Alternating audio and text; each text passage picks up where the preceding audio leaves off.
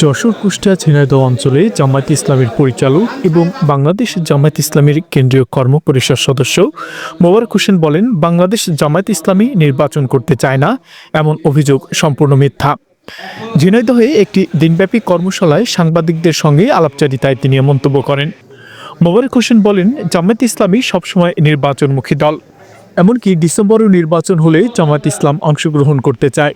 তবে 2014, 18 এবং 24 সালের মতো প্রশাসনের নির্বাচন দেশবাসী মেনে নেবে না। তিনি অভিযোগ করে বলেন, যদি নির্বাচনের আগে লেভেল প্লেইং ফিল্ড বা সমতল মাঠ নিশ্চিত না হয়, তবে আবারও ফ্যাসিস্ট শক্তির জন্ম হবে।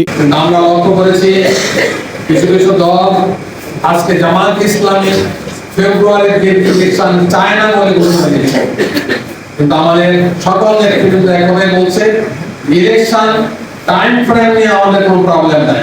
ডিসেম্বরে হলে আমরা ডিসেম্বরে ইলেকশন করতে প্রস্তুত। অতীতে দেশের মানুষ যেভাবে অবর্ণনীয় নির্যাতনের শিকার হয়েছে তা পুনরাবৃত্তি হতে দেয়া যাবে না।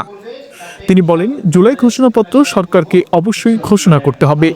জুলাই আগস্টে নিহত ও আহতদের মর্যাদা দিতে হবে। সেই সঙ্গে 2024 সালে হত্যাকাণ্ডের দৃশ্যমান বিচার ছাড়া দেশে কোনো নির্বাচন গ্রহণযোগ্য হবে না।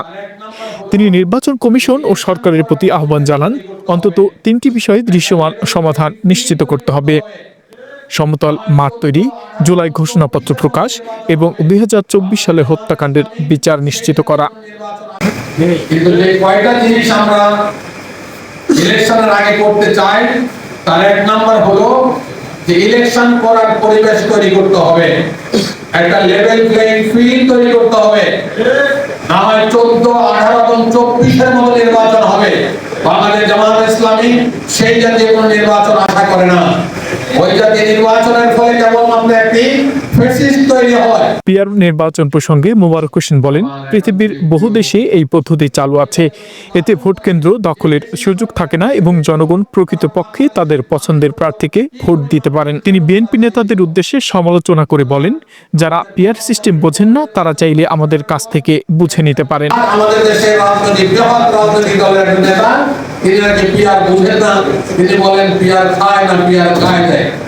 দীক্ষা জানাই একটা পলিটিক্যাল লিডার, তিনি এই কথা বলতেই পারেন না। তিনি যদি না বুঝেন তাহলে আমাদের একজন নেতা বলেছেন, আমাদের ক্লাসে এসে ভর্তি হন, আমরা আপনাদেরকে পিআর বুঝিয়ে দেব। সাংবাদিকদের প্রশ্নোত্তরের মধ্য দিয়ে দিনব্যাপী এ কর্মশালা শেষ হয়। ইসমাইল হোসেন, নিউজ শার্শা।